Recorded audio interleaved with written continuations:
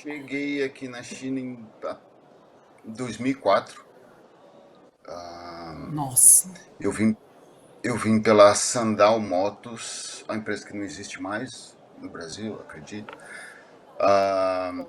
Era uma empresa dividida em dois segmentos, motos e bicicletas.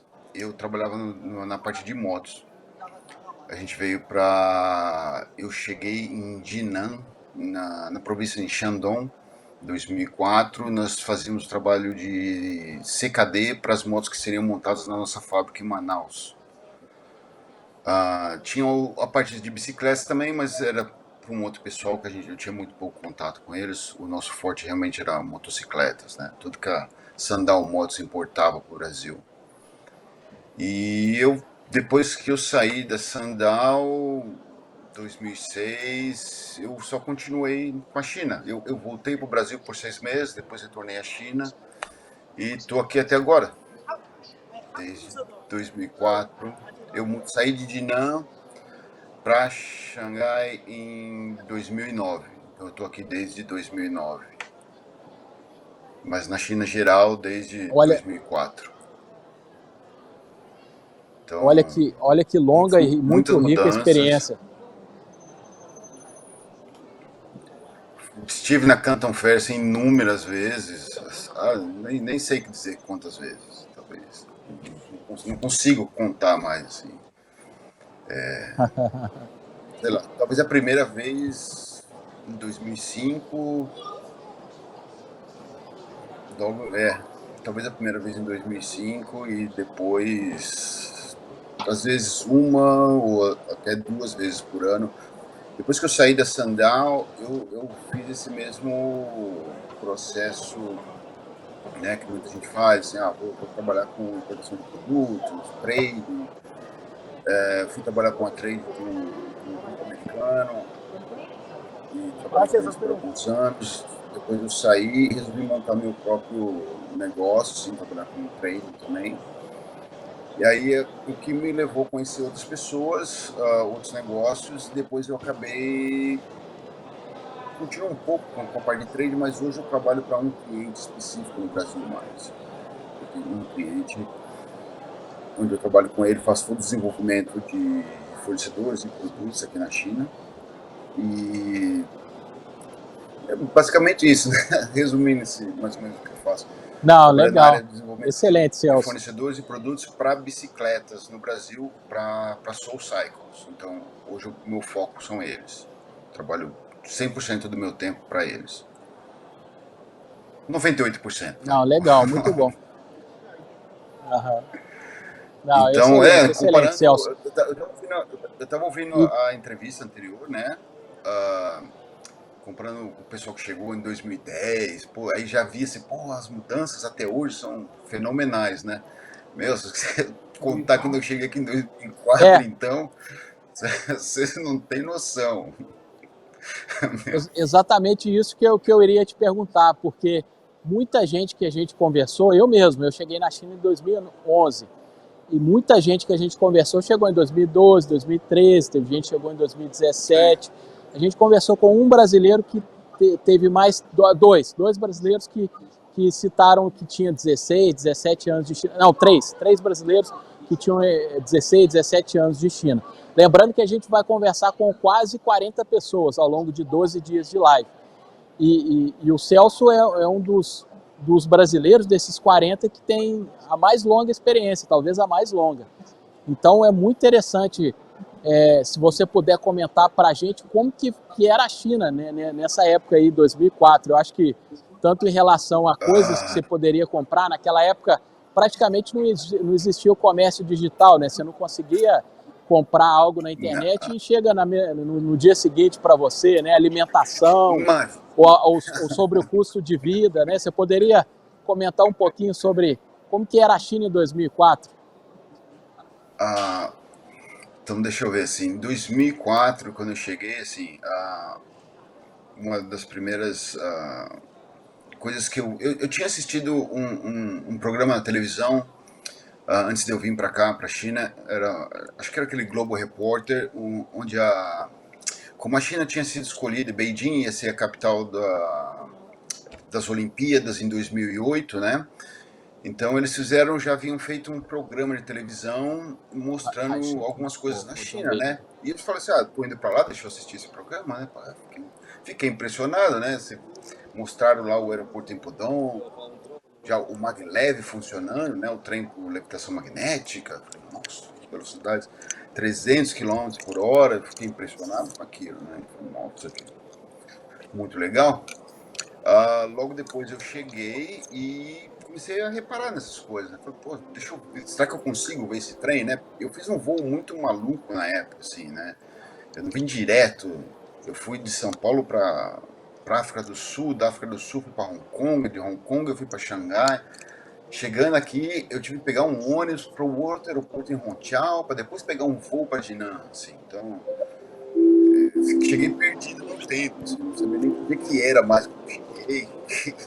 Completamente maluco, mas quando eu desci no aeroporto em Pudong, que é o aeroporto internacional aqui em Xangai, maior pelo menos, e tive que pegar aquele circular, né, para o outro aeroporto em Hongqiao. Quando eu cheguei em Hongqiao, em 2004, era um aeroporto, parecia uma rodoviária mesmo, bem simples, bagunça para tudo lá, gente caindo pelo ladrão, era muita gente, meio bagunçado assim. Eu falei, meu, quando eu chegar aqui, eu quero pegar meu voo e ir embora, né? Quero ir para Jinan. Cheguei em Jinan também naquele mesmo dia, no aeroporto bem simples, bem pequeno. As coisas que acontecem, as mudanças acontecem muito rápidas e eles planejam essas coisas, essas mudanças assim, né? O planejamento assim é para daqui 50 anos. Então, 2 anos depois, o aeroporto, 3 anos, o aeroporto do Hongqiao virou uma coisa nova, né? Mega aeroporto, interligado com estação de trem, ônibus, metrô, tudo junto, né? Até o aeroporto em Jinan, que era considerado uma cidade pequena, a capital da província, em Shandong, era um aeroporto considerado uma cidade pequena, com 6 milhões de habitantes. Essa é a cidade pequena. Tem só 6. Na época tinha 6 milhões. Os números sempre são altos, né? Não tem como. Mas aqui é uma cidade pequena. Eu falei, nossa, eu quero ver a cidade grande, né? Aí, 2 anos depois também o aeroporto lá virou um negócio fenomenal, né? Super moderno. Então, assim, na época, quando eu cheguei também não tinha muito, os trem-balas eram muito pouco, muito limitado, assim, muito experimental ainda. Eles faziam alguns trajetos envolvendo a capital, Beijing. Então, de Beijing para uma cidade próxima, de Beijing para uma outra. Então, você não tinha interligado em várias cidades, não tinha nada disso. A gente ir de Jinan para Beijing, passar um final de semana, que a Jinan é uma cidade pequena, assim, então a gente queria uma coisa maior, mais estrangeiros, sei lá, conversar um pouco diferente, assim, né? E eu lembro que na época tinha que pegar um trem, aquele trem verde, sabe? O trem passageiro comum, antigo, né? Que tem as camas, aquele que faz realmente o trem que as pessoas imaginam que seja. Eu sei qual que é. Aquele trem que, meu, assim, é aquele. A locomotiva mesmo, você ouve a locomotiva, ele é devagarzinho, isso, né? Vai. De Jinan para Beijing tinha um trem que era mais rápido, porque acho que tinha uma parada só. Aí levava 6 horas em média. Tinha que sair do serviço na sexta-feira à noite, às 6 da tarde, pegar esse trem para chegar em Beijing meia-noite, aproveitar o fim de semana em Beijing e depois voltar no domingo para Jinan. Era meio um bate-volta assim, terrível. Você pegou parte de China ainda quando... Você pegou uma parte de China enquanto vivia numa cidade menor, 6 milhões, mas menor, e nos finais de semana migrava tipo para grandes centros para poder ter aquela coisa assim, tipo, mais moderna, digamos, mas né? ver um pouco mais da modernidade. Queria uma cidade Isso. grande, você queria, às vezes, um restaurante diferente, assim, comida chinesa é legal, mas em algum momento você quer uma coisa diferente, você fala, "Pô, eu queria um prato mais western, né, uma coisa mais ocidental", aí não tinha. Tinha É tipo um, buscar os um centros, né? restaurantezinho, tinha um restaurantezinho só em Jinan que não dava para todo mundo, a gente tinha uns 3, 4 meses e não dava. Então a gente indo para Beijing, você já tinha acesso já a diferentes coisas, né? Você tinha as baladas grandes, restaurantes, hotéis, tudo mais ocidentais. Então a gente fazia esse bate e volta quando podia, porque a gente também trabalhava num ritmo meio frenético, eu acho, sabe? Pegava mesmo semanas trabalhando direto. Então, Para as pessoas mas que muito estão que em casa nos mudou. assistindo, quem trabalha na China sempre. Não, eu nunca ouvi alguém que morou na China que não trabalhou muito. A gente sempre trabalhou muito. É uma coisa assim que eu acho que é importante falar. A É gente trabalha. direto. Celso, morei na China de 2013 a 2019 e a gente trabalhou. Eu trabalhei muito. Toda a equipe que trabalhava comigo trabalhava muito. Sim. Então é bom ouvir quando a gente fala, não, a gente trabalha muito mesmo, sabe? Não é aquele glamour de viver no exterior, é trabalho na buta mesmo. Não. Hoje é um pouco melhor, hoje eu trabalho de casa, ótimo. Naquela época era diferente. A gente tinha uma van e nós tínhamos um time grande. Nós tínhamos um time grande, mais ou menos umas 12 pessoas. Então, assim, tinha uma van que pegava a gente no nosso apartamento, ou nas casas que a gente tinha, levava para a fábrica de manhã, a gente entrava 8 da manhã, estava lá, 5h30 vinha embora, 6 horas vinha embora, ou às vezes ficava até 9 da noite. Esse às vezes, vamos dizer, de segunda a sexta, vai.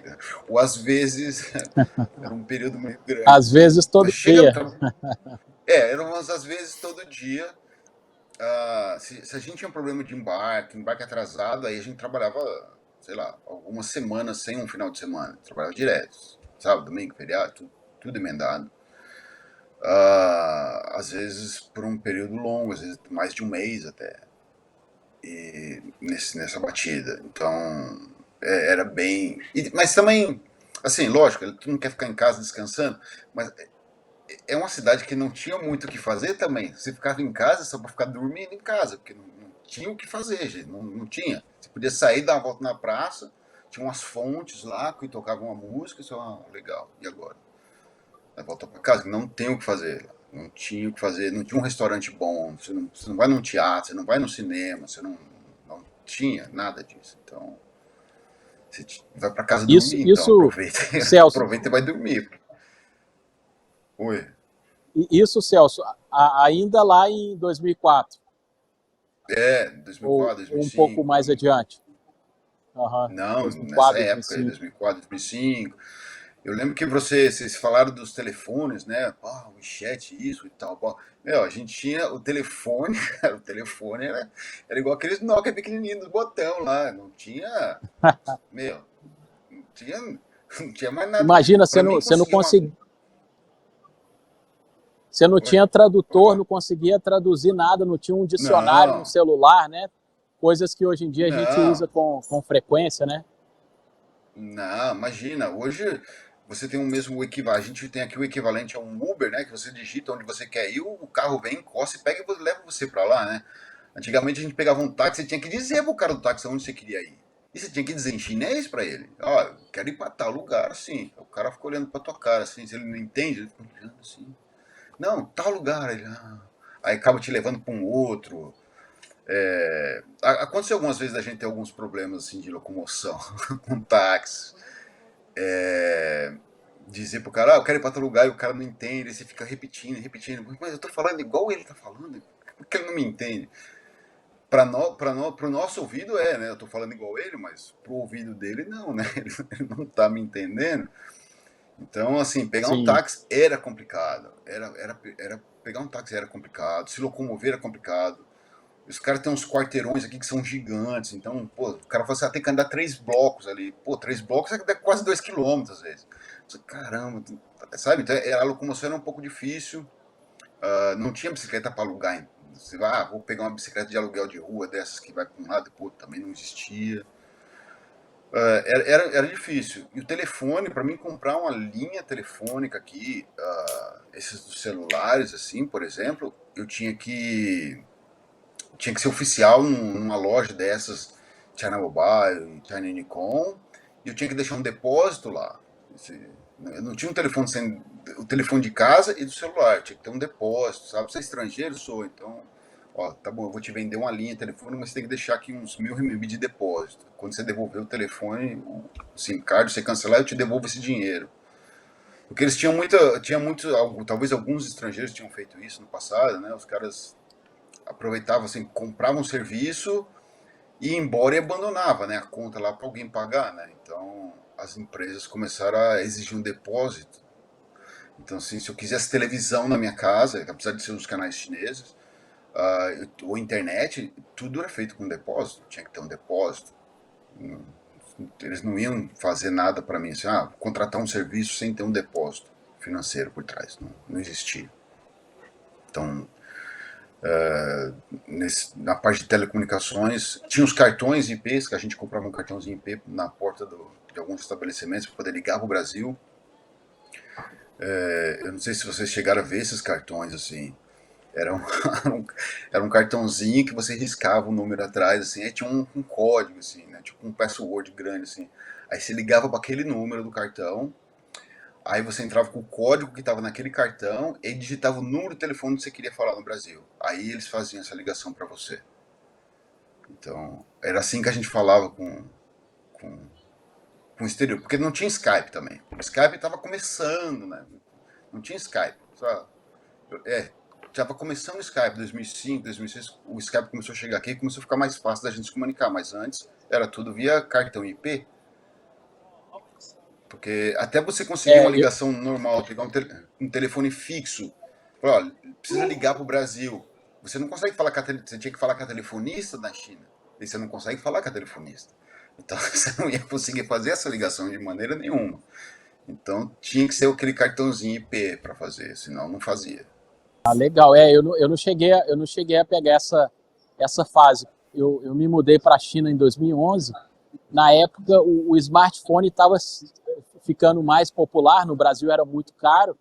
Mas eu lembro que assim que eu cheguei na China, eu comprei um smartphone e ao longo de 2011 a gente usava só o WhatsApp, mas ao longo de 2011 começou a ficar mais popular o WeChat, né? Eu lembro que talvez novembro, dezembro de 2011, segundo semestre de 2011 que eu instalei o WeChat. E até então eu usava o WhatsApp, o Facebook, né? Já existia, eu já usava o Facebook, comunicava com o Brasil por mensagem, Facebook e WhatsApp. Essa época que você falou é talvez a época do Orkut lá no Brasil, não existia, não era popular nem o WhatsApp, nem Sim. Facebook, nem nada, né? Ainda mais na China. Muito interessante. Na época, antes eu acho, se eu não me engano, até 2007, o YouTube, o Facebook, quem mais? Já tinha o Facebook, você tinha que ser convidado, não podia simplesmente entrar lá, você tinha que ser convidado por alguém que já estava Convite. lá, ele te mandava um convite. Então tinha um Orkut, mas a gente também aqui não usava, na China a gente não usava, mesmo contato com o pessoal no Brasil, muito pouco.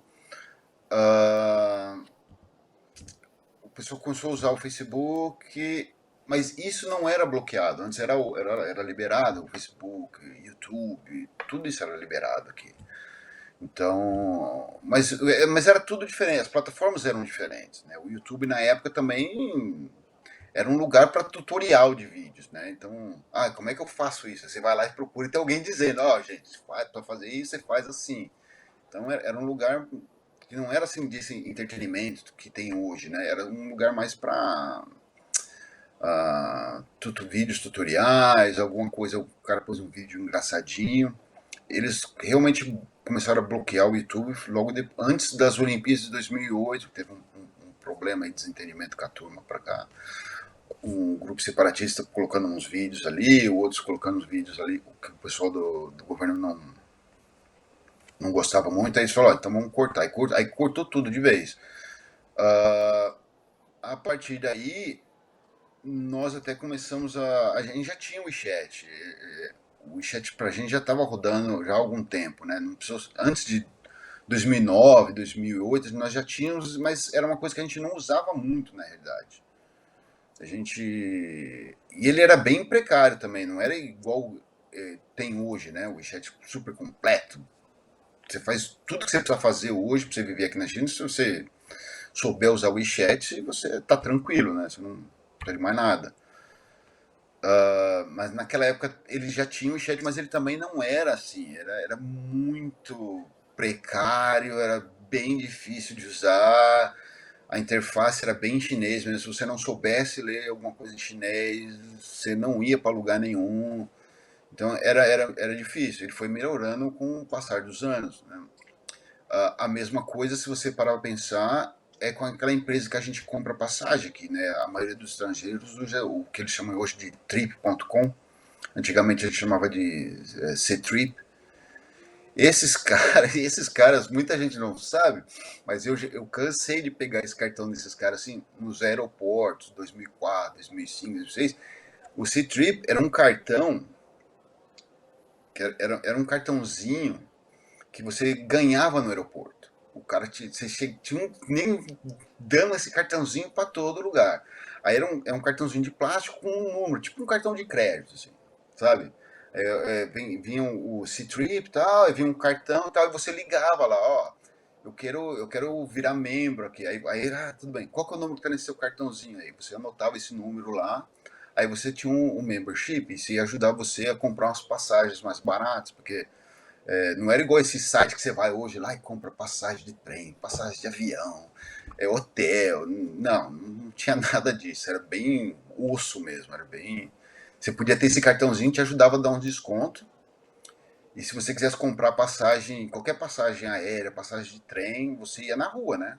Tinha lá, tem uns sinais na rua. Você vê, aqui vende-se passagem de trem, aqui vende-se passagem de ônibus, passagem de avião. Aí você ia lá e levava o passaporte e comprava, né? Muitas vezes, eu tive que sentar atrás da tela para poder digitar o meu nome e os dados em inglês, porque o atendente não conseguia fazer. Ele ter que digitar o meu nome era complicado. Ou às vezes eu estava com o passaporte de vários clientes viajando comigo. Já aconteceu de eu sentar atrás do computador e eu digitar o nome de todo mundo e o passaporte de todo mundo para poder emitir as passagens. Porque o atendente chinês se enrolava um pouco se ele tiver que escrever alguma coisa fora do chinês na época. Então ele não dava certo. Isso em alguns hotéis que tinha aquele business center, você podia comprar passagem também aérea lá. Né? Então, não dava para comprar online no telefone, isso não existia. Então você tinha que ir ou na rua ou nos business centers dos hotéis.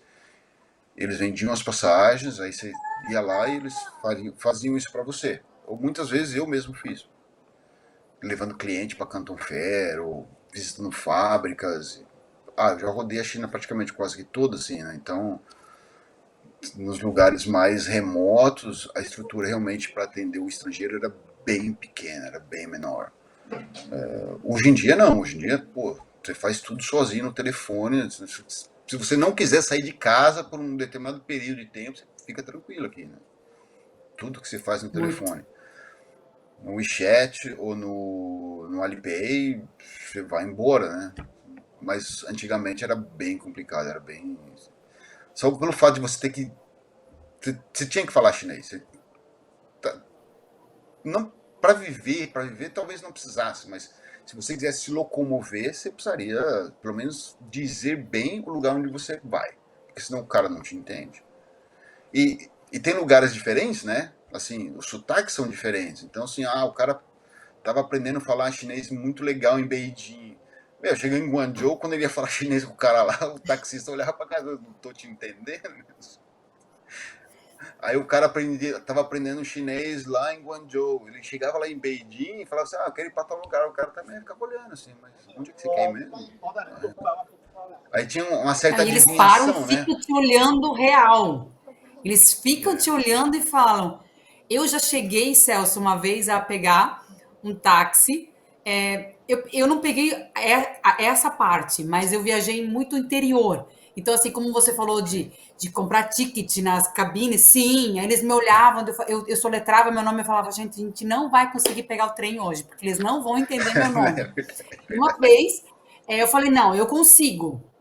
Em 2013, eu peguei um táxi e eu falei, eu ensaiei, juro, eu ensaiei para falar onde é que eu queria ir, porque não tinha de dia ainda, nada disso. E eu peguei e falei, né? Eu sentava na frente, coisa que não era natural, né? Celso me corrija. Sim. O táxi geralmente tinha uma grade no início. Sim, A você pessoa sentar sentava atrás. atrás. Eu era muito. Não, eu era muito medrosa, assim. E como eu não sabia, eu falava, eu vou dar meu jeito. Então eu sentava na frente mesmo, até o chinês me olhava, assim, o taxista. E uma vez eu falei o nome, mas eu ensaiei, gente. Eu me senti uma chinesa. E ele começou aí, pegou uma avenida que eu não era. Aí pegou uma segunda avenida que não era. Daí eu falei, cara, você tá errado? Português, eu. Aí eu escrevi assim, eu falei, fiz pra ele todas as mímicas. Eu falei, segue minhas mãos. Ei, Celso, eu levei ele, eu cheguei, só que Sim. assim, tudo tipo, pra lá, pra cá, segue pra frente. Eu sabia chegar no local, só que era distante, eu não ia a pé. E aí eu falei, gente, como você falou, eu achei que eu tava uma chinesa, eu ensaiei o endereço. E eu É tinha verdade. falado, quando eu cheguei no escritório no dia seguinte, eles falaram, Jolina, você estava indo lá perto do aeroporto.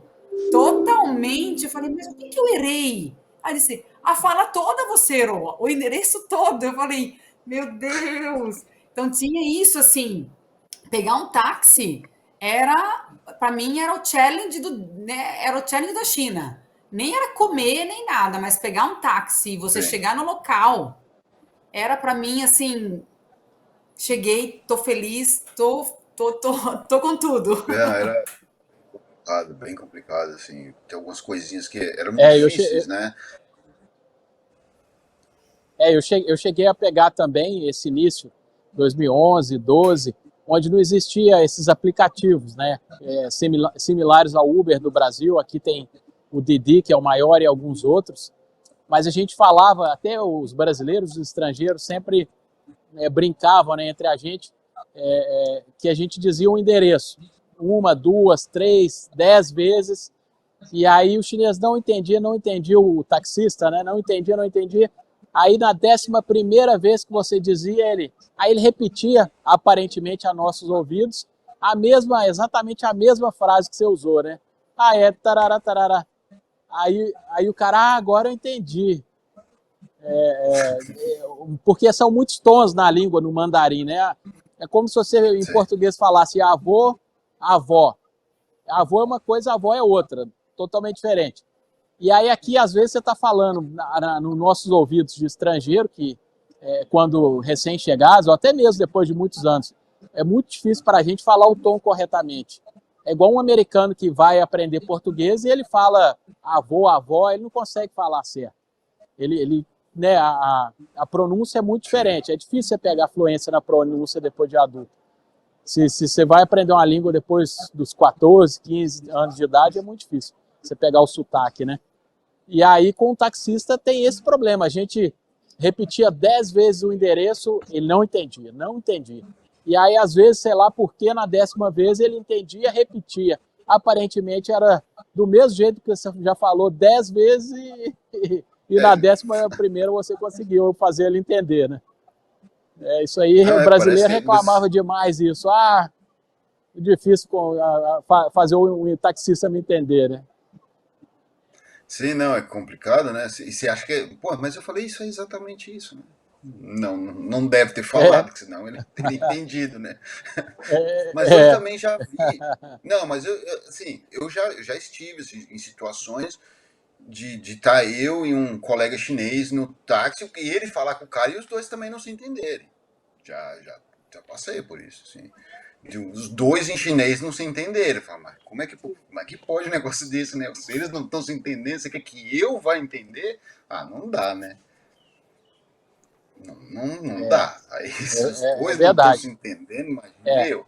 Aí um falava, o outro repetia e.